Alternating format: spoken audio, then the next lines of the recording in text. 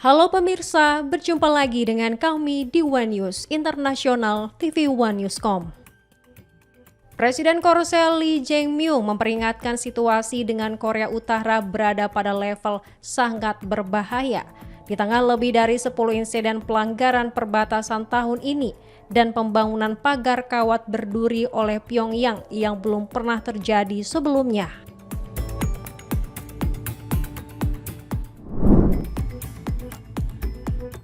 Informasi lainnya, serangan besar-besaran Rusia kembali mengguncang Kiev dan sejumlah kota Ukraina dengan rudal Kinzhal dan drone Shahed menghantam permukiman serta infrastruktur energi pada Selasa dini hari. Sedikitnya 1 orang tewas dan beberapa lainnya luka-luka, sementara pemerintah memperingatkan ancaman serangan lanjutan di tengah negosiasi perdamaian yang masih berlangsung. Selengkapnya, hanya di One News Internasional.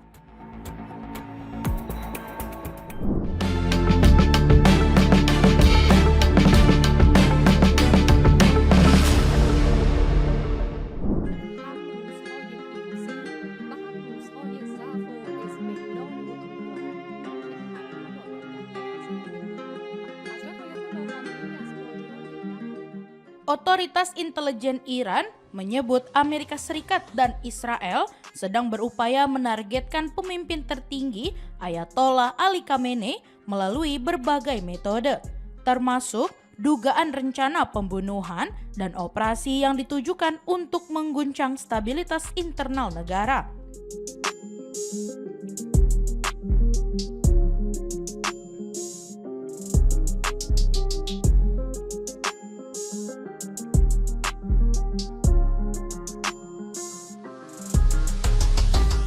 Menteri Intelijen Iran, Esmail Khatib, menyampaikan pada Sabtu 22 November bahwa sejumlah langkah yang ia sebut berasal dari musuh-musuh Iran diarahkan kepada kepemimpinan tertinggi Republik itu.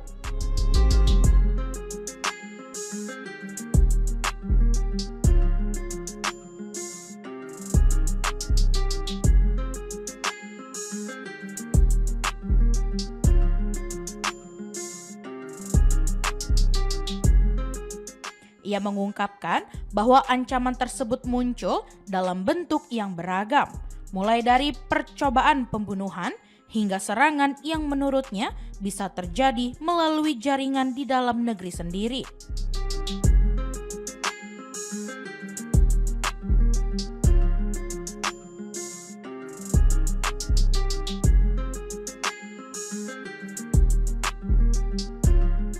Khatib tidak menjelaskan detail soal metode yang digunakan untuk menargetkan Ayatollah Ali Khamenei.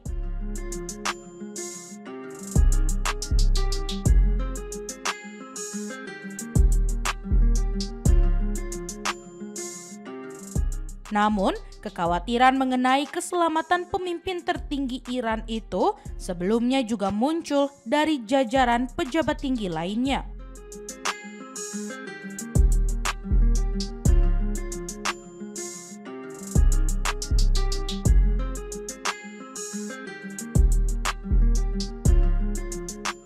Pada 11 November, Presiden Masoud Pezeshkian mengingatkan parlemen bahwa kondisi keamanan Khamenei menjadi sorotan sejak pecahnya perang Iran-Israel pada Juni.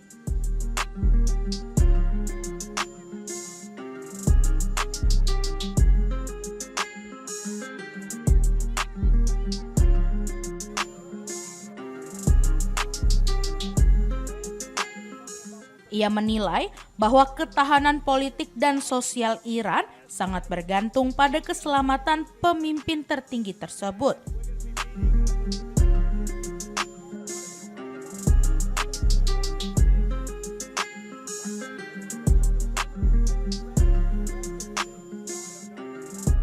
Menurutnya, jika Khamenei menjadi sasaran serangan, dampaknya dapat memunculkan ketegangan internal yang jauh lebih serius dibanding ancaman dari lawan di luar negeri.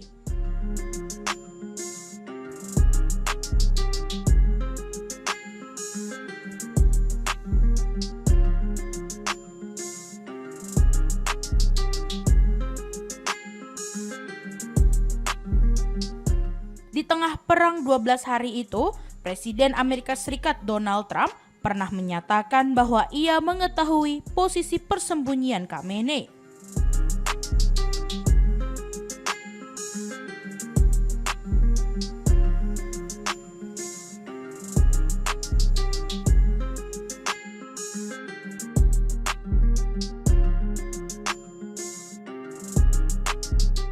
Ia menambahkan bahwa ia tidak berniat menghabisi pemimpin Iran tersebut, setidaknya untuk saat itu.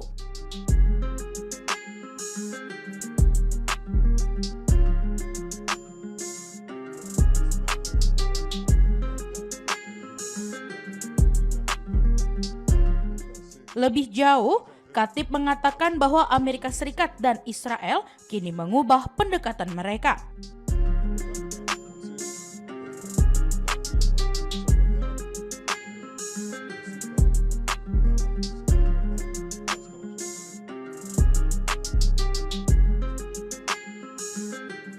Ia berpendapat bahwa fokus kedua negara tersebut bukan lagi menggulingkan sistem politik Iran secara langsung, melainkan melemahkannya dari sisi dalam negeri.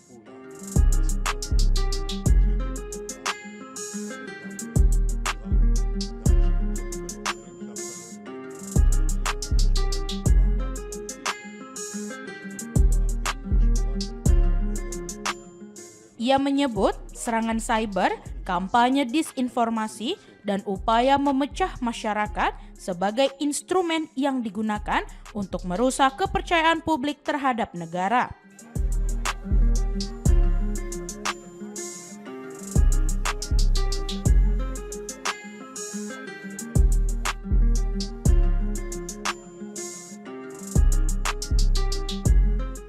Khatib menilai bahwa siapapun yang secara sadar ataupun tidak ikut menyuburkan perpecahan di masyarakat justru sedang memperkuat agenda pihak luar.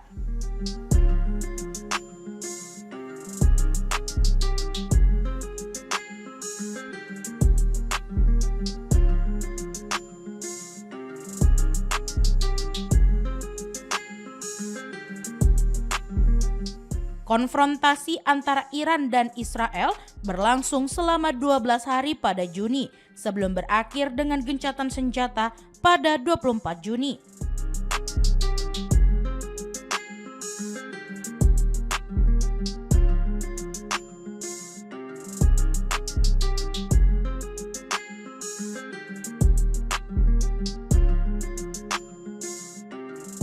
Ketegangan meningkat setelah Amerika Serikat menyerang sejumlah fasilitas nuklir Iran, disertai ancaman bahwa serangan baru bisa dilakukan jika Teheran kembali mengaktifkan program nuklirnya.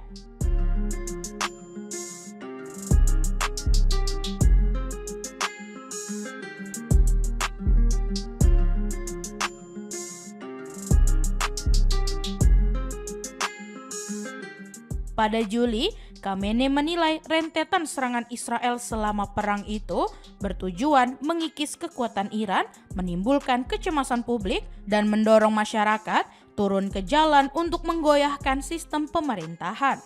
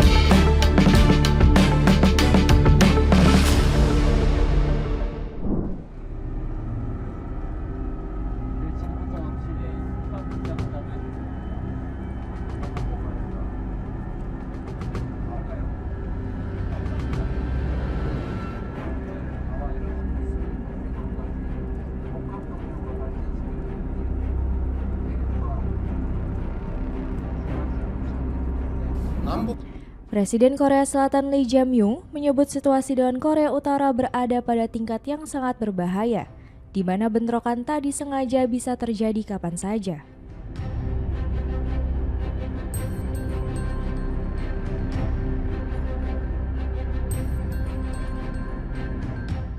Ia menegaskan perlunya membuka kembali dialog dengan Pyongyang meski upaya Seoul sejauh ini belum mendapat respons.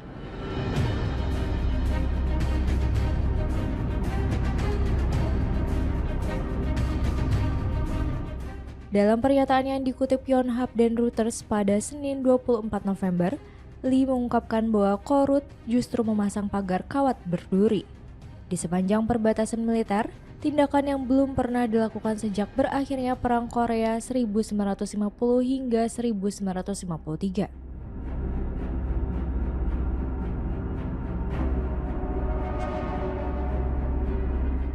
Seoul sebelumnya mengusulkan perundingan militer pada 17 November untuk menetapkan batas yang lebih jelas di sepanjang garis demarkasi militer atau MDL, guna mencegah bentrokan yang bisa memicu konflik lebih luas di antara kedua negara.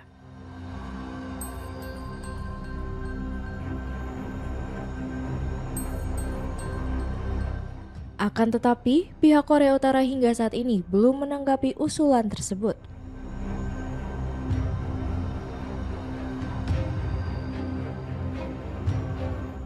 Sepanjang tahun ini, lebih dari 10 pelanggaran perbatasan dilakukan oleh tentara Korea Utara.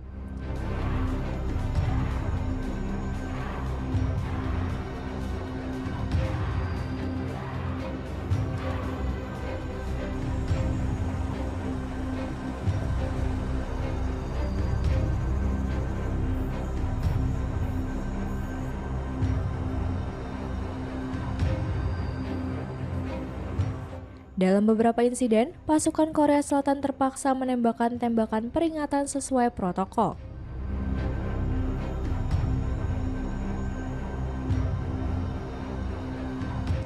Lee menyebut upaya mencapai perdamaian akan berlangsung jangka panjang.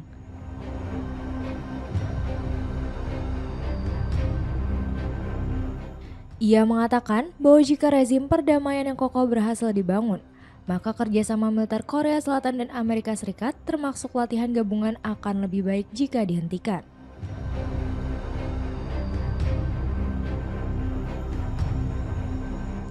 Korea Utara selama ini mengecam latihan militer gabungan Seoul dan Washington sebagai gladi resik perang nuklir.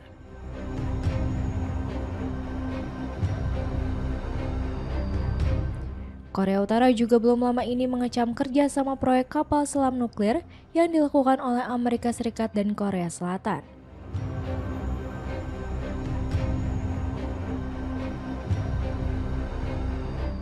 Mereka menyatakan bahwa kesepakatan tersebut menunjukkan ketundukan Korea Selatan terhadap agenda American First milik Amerika Serikat dan menuduh Washington berusaha mengendalikan kawasan.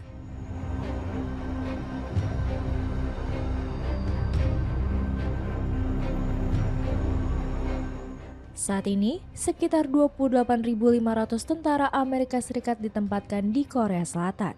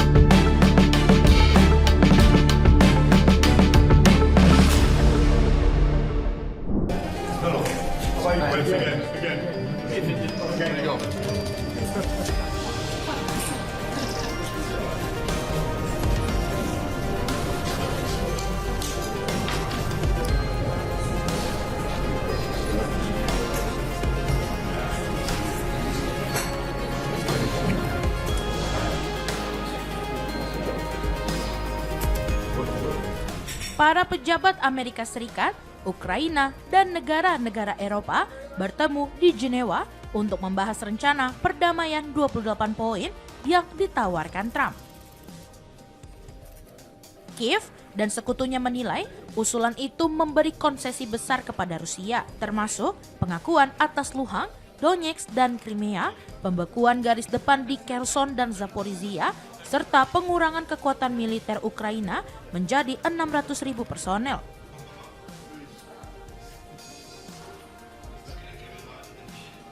Trump sebelumnya memberi batas waktu 27 November. Namun, setelah penolakan dari sejumlah pemimpin Eropa, Washington mulai melunak.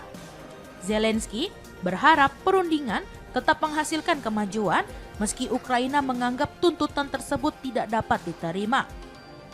Para pemimpin Eropa mengatakan rencana itu tidak menjamin keamanan jangka panjang Kiev dan menegaskan bahwa perbatasan tidak boleh diubah paksa serta Ukraina tidak boleh dibatasi militernya. Dalam KTT G20, negara-negara barat menyatakan proposal tersebut membutuhkan perbaikan besar. Rancangan itu juga menuntut Ukraina mundur dari sebagian Donetsk serta meninggalkan ambisi bergabung dengan NATO yang dinilai akan membuatnya rentan. Presiden Prancis Emmanuel Macron, Kanselir Jerman Friedrich Merz, dan Perdana Menteri Inggris Keir Starmer menyampaikan kekhawatiran bahwa Rusia tidak akan mematuhi kesepakatan jika Ukraina dilemahkan. Tak hanya itu, pejabat Uni Eropa, Kaja Kallas, mengatakan Rusia tidak berhak atas konsesi teritorial apapun. Sementara, Wakil Presiden Amerika Serikat J.D. Vance membela proposal tersebut. Perundingan pun berlangsung dalam ketegangan antara dorongan Amerika Serikat dan ketakutan Eropa terhadap risiko keamanan baru di kawasan.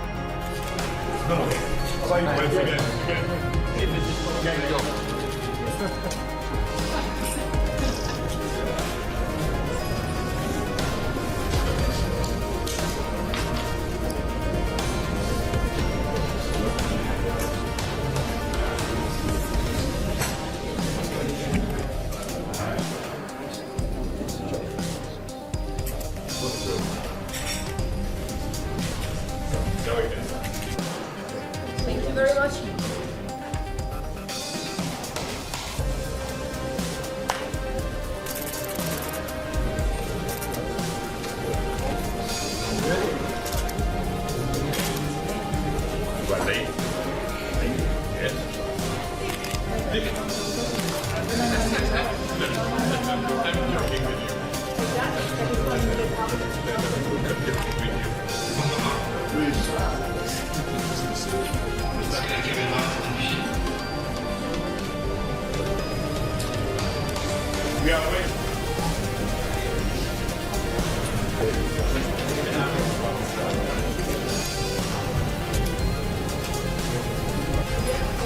Thank you.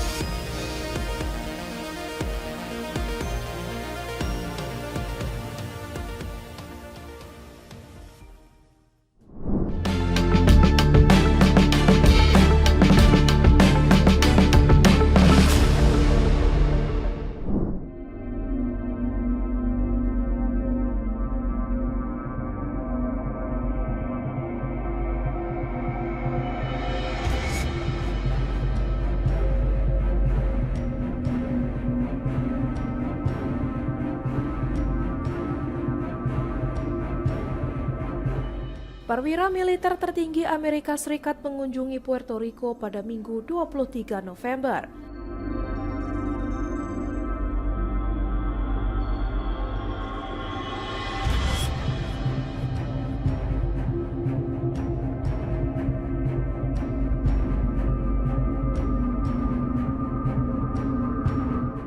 Kunjungan itu dilakukan di tengah meningkatnya ketegangan hubungan dengan Venezuela.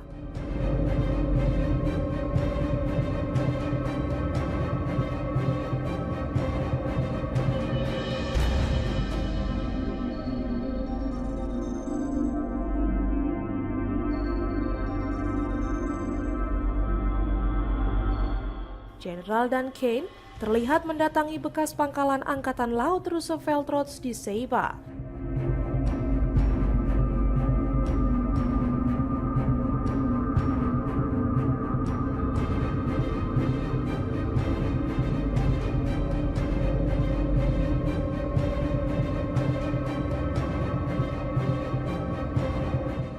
Ia meninjau langsung lapangan udara Jose Aponte di kawasan tersebut.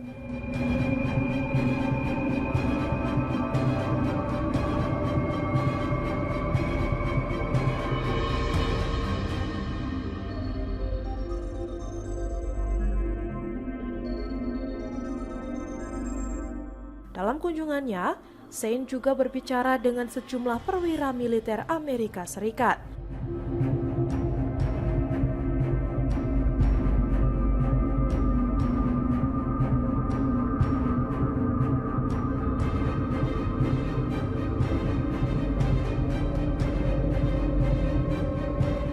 Momen itu terekam dalam beberapa foto yang dirilis ke publik.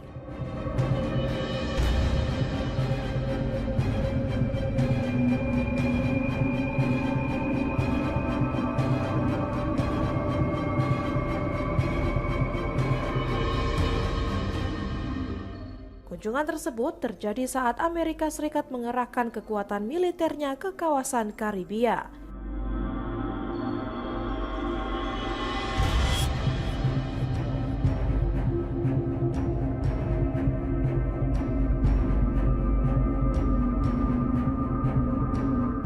Empat pejabat Amerika Serikat mengungkapkan rencana fase baru operasi terkait Venezuela.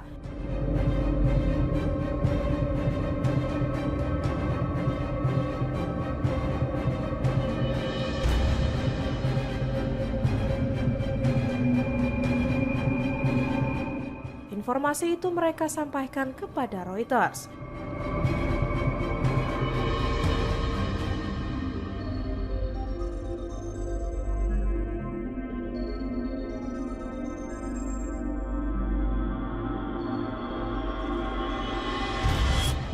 Operasi baru itu disebut akan dimulai dalam beberapa hari ke depan.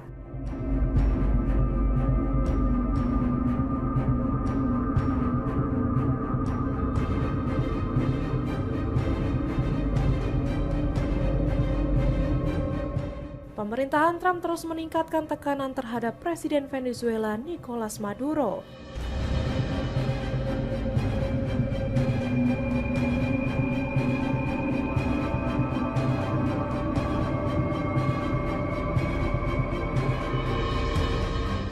Sejumlah laporan menyebut aktivitas militer Amerika Serikat di Karibia makin intensif dalam beberapa minggu terakhir.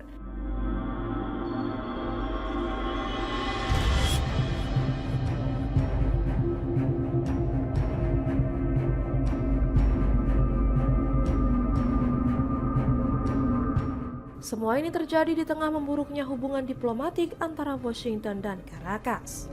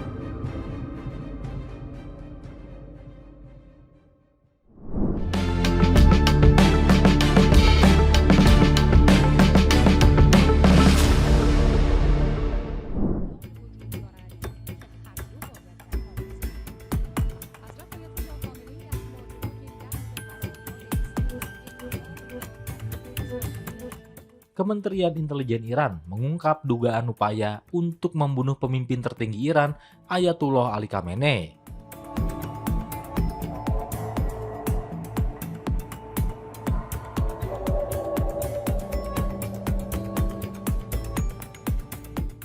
Ia menyebut bahwa Amerika Serikat dan Israel telah menargetkan Ali Khamenei serta memicu kerusuhan internal di negara itu.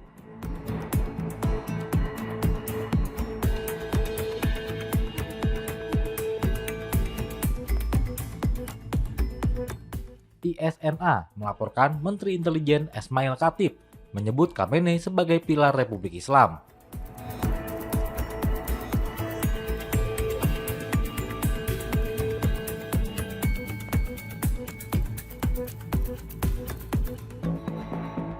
dan mengatakan musuh berusaha mengancam poros persatuan tersebut.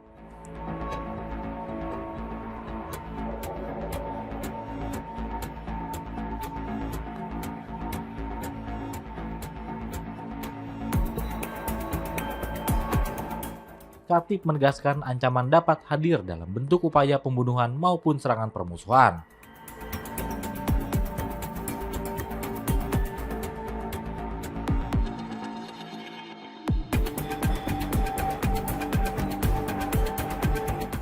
Meski ia tidak merinci apakah pernyataan itu merujuk pada plot tertentu.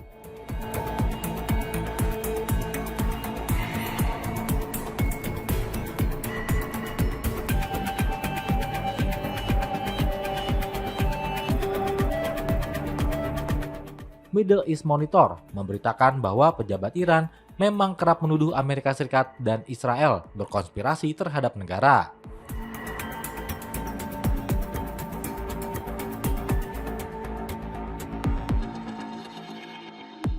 Kendati demikian, peringatan langsung mengenai ancaman terhadap keselamatan Khamenei jarang muncul sebelum perang 12 hari Iran-Israel pada Juni.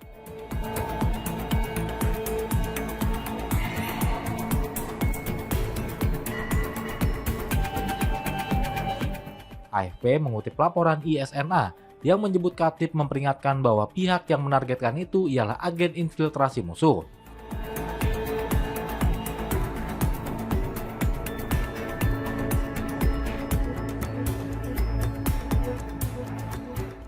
Sambil merujuk langsung ke Israel dan Amerika Serikat.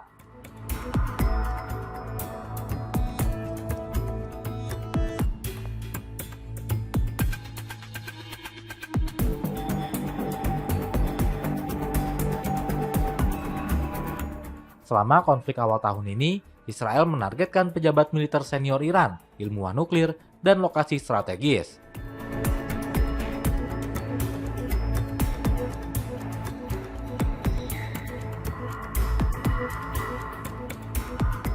Amerika Serikat kemudian bergabung dalam serangan terhadap fasilitas nuklir utama Iran.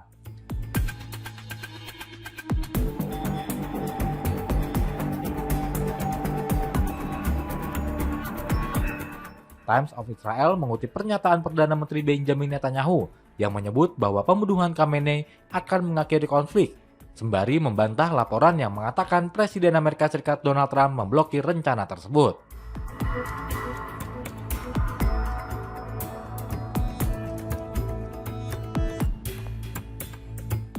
Presiden Trump sebelumnya menyebut Khamenei sebagai target yang sangat mudah.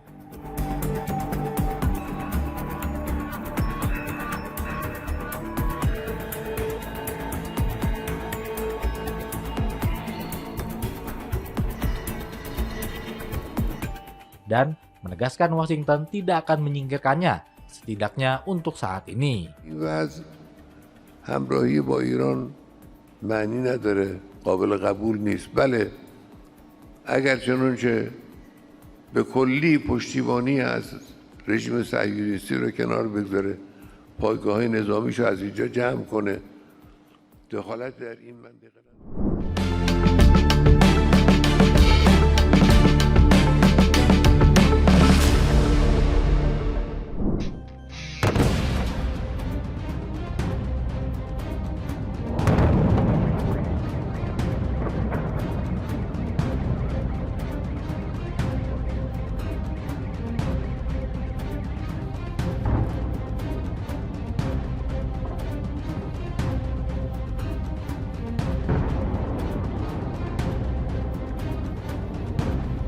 Militer Rusia melancarkan serangan besar-besaran menggunakan rudal balistik Kinzhal dan drone Shahed dengan menargetkan fasilitas energi dan kawasan permukiman di Kiev serta berbagai wilayah lain di Ukraina.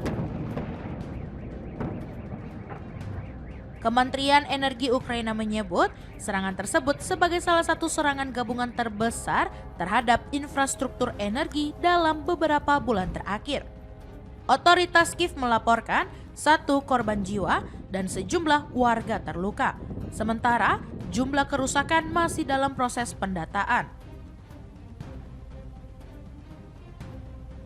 Serangan dimulai tak lama setelah Angkatan Udara Ukraina mengeluarkan peringatan ancaman rudal di seluruh negeri menyusul lepas landasnya pesawat pengebom MiG-31 dari Rusia.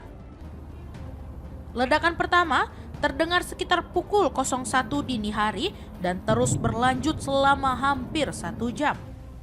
Pihak berwenang menyebut sistem pertahanan udara bekerja untuk mencegat ancaman yang masuk. Beberapa gedung bertingkat di distrik Pechersky dan Dnipropetrovsk mengalami kerusakan dan kebakaran, termasuk apartemen 22 lantai serta bangunan 9 lantai yang menimbulkan korban luka dan operasi penyelamatan darurat. Garasi dan sejumlah fasilitas lain juga terbakar sebelum api berhasil dipadamkan. Sementara itu, otoritas setempat masih mencari kemungkinan korban yang terjebak. Di wilayah sekitar Kiev, rudal Rusia menghantam rumah-rumah warga di Belashervka. 4 rumah dilaporkan hancur total, sementara seorang remaja terluka. Tak hanya itu, aktivitas rudal dan drone juga terdeteksi di Zaporizhia dan Kharkiv, menambah daftar kota yang terdampak gempuran Moskow. Rusia terus meningkatkan serangan terhadap infrastruktur energi menjelang musim dingin. Sebuah pola yang menurut Ukraina bertujuan melemahkan kemampuan negara itu bertahan di tengah cuaca ekstrim.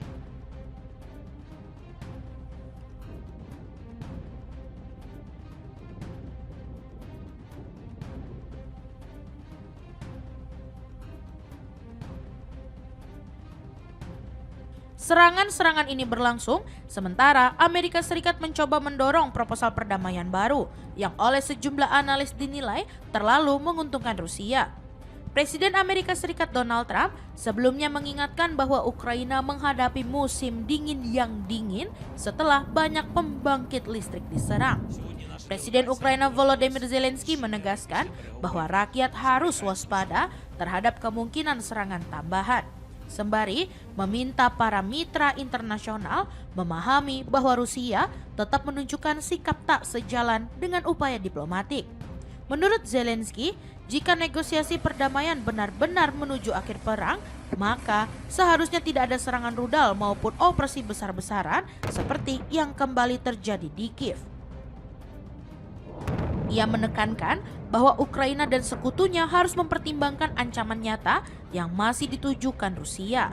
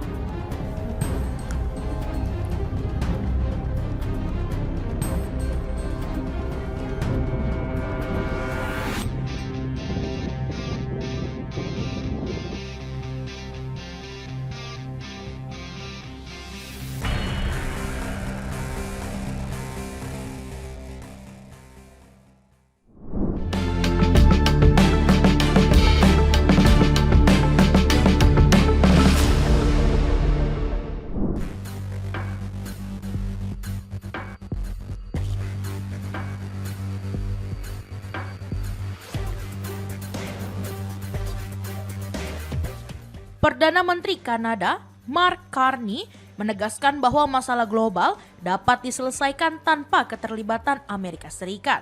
Sementara, pusat gravitasi ekonomi dunia disebutnya bergeser dari Washington.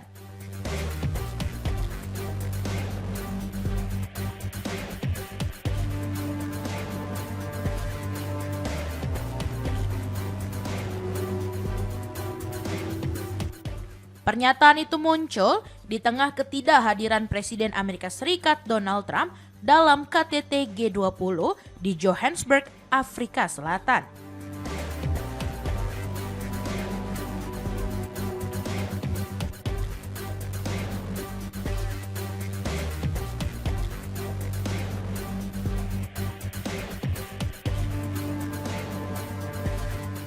Carney menyatakan bahwa Washington seharusnya tidak melebih-lebihkan perannya di panggung internasional. Ia menekankan bahwa sejumlah isu global dapat ditangani oleh negara-negara lain tanpa campur tangan Amerika Serikat.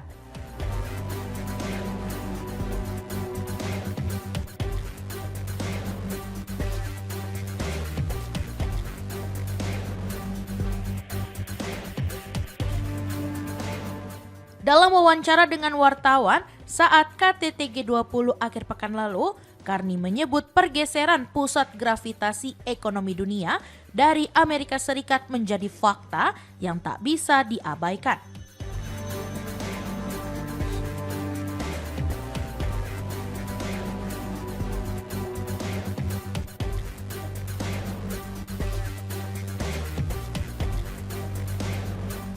Presiden Amerika Serikat Donald Trump memilih tidak hadir dengan alasan menuding Afrika Selatan melakukan genosida terhadap petani kulit putih.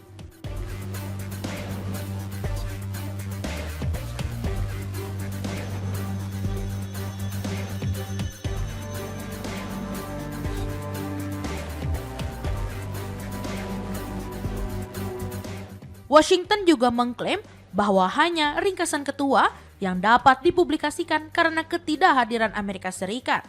Namun, G20 tetap mengeluarkan deklarasi resmi pada hari Minggu.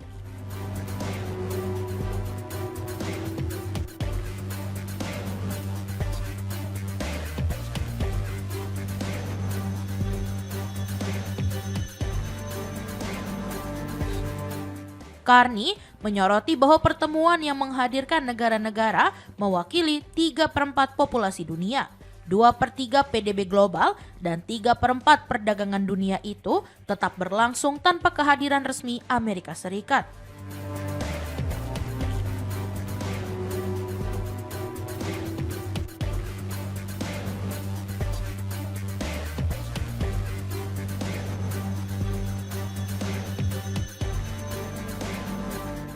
Menurutnya, hal ini menjadi pengingat nyata tentang pergeseran pusat ekonomi global.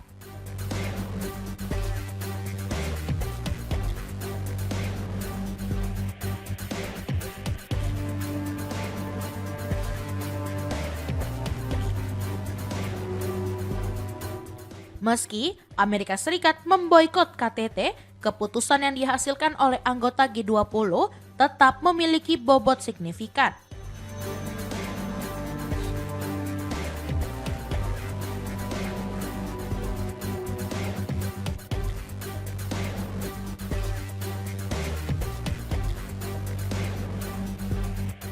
Carney juga menekankan bahwa Kanada aktif memperkuat hubungan dengan berbagai negara, termasuk Afrika Selatan, India, dan Cina.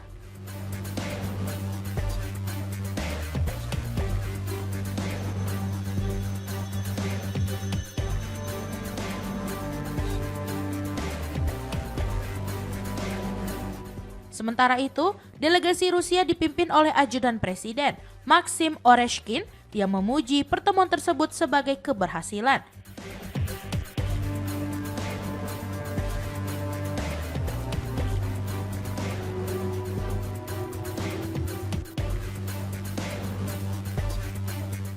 Ia menambahkan bahwa pihaknya menjalankan komunikasi konstruktif dengan negara-negara sahabat.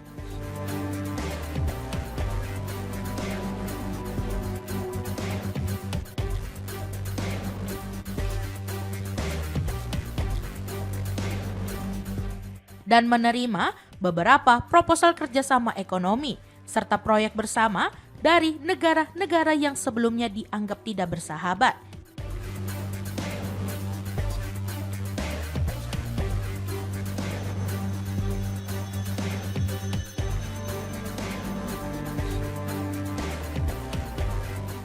Presiden Afrika Selatan, Cyril Ramaphosa, menegaskan menjelang KTT bahwa G20 tetap bergerak maju dan tidak akan terganggu, sambil menyoroti bahwa keputusan Amerika Serikat untuk memboikot pertemuan justru menjadi kerugian bagi Washington.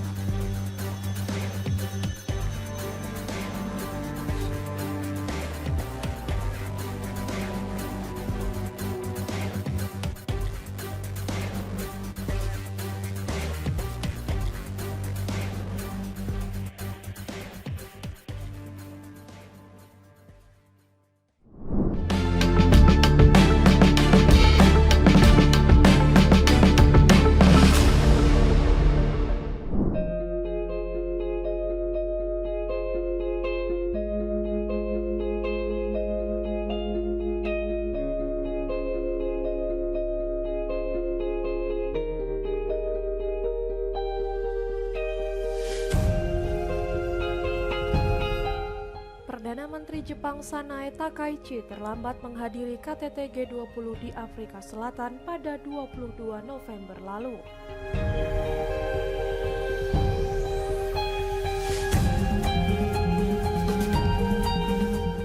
Keterlambatan itu diduga karena ia terlalu lama menentukan pakaian yang akan dikenakan.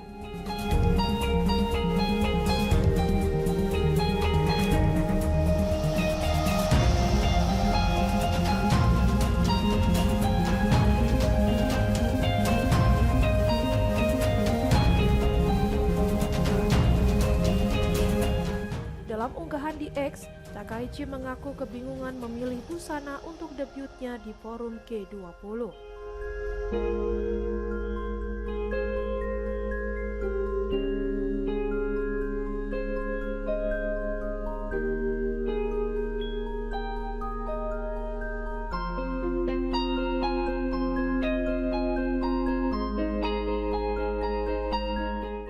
Ia juga menyebut baru mulai berkemas sehari sebelum keberangkatan dari Jepang.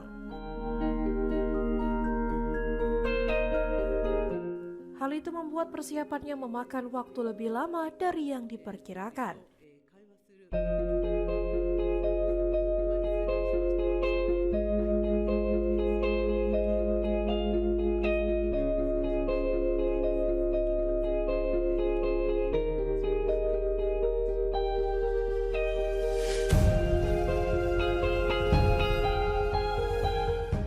Akhirnya Takaichi memilih setelan blazer berwarna abu-abu muda.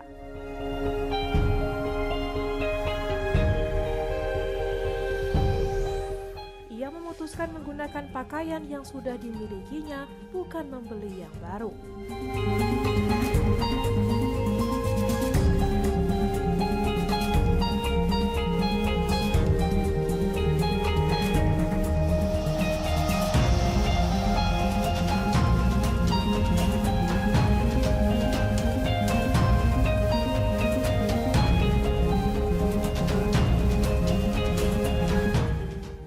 Sempat berkomentar bahwa pakaian bisa memengaruhi posisi dalam negosiasi diplomatik.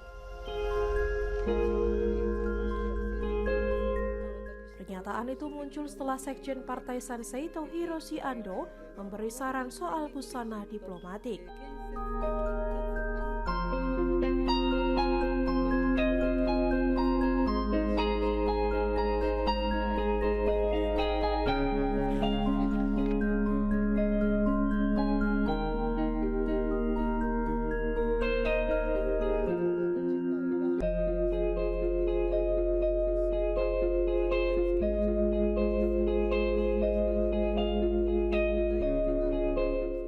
Menyarankan para pejabat mengenakan pakaian dari kain terbaik buatan Jepang.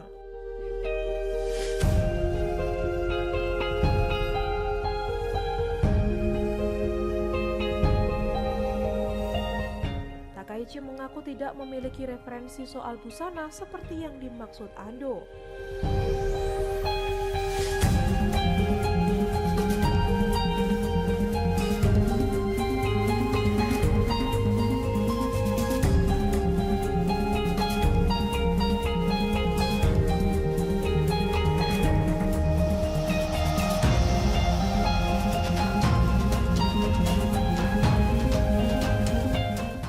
Juga menghabiskan beberapa jam agar tidak terlihat diremehkan di forum internasional.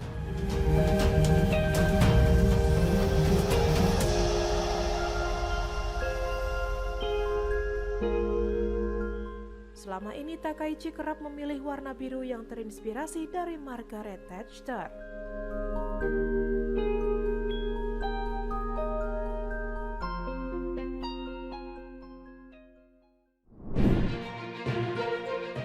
Demikian informasi yang dapat kami sampaikan pemirsa. Terima kasih telah bergabung bersama kami.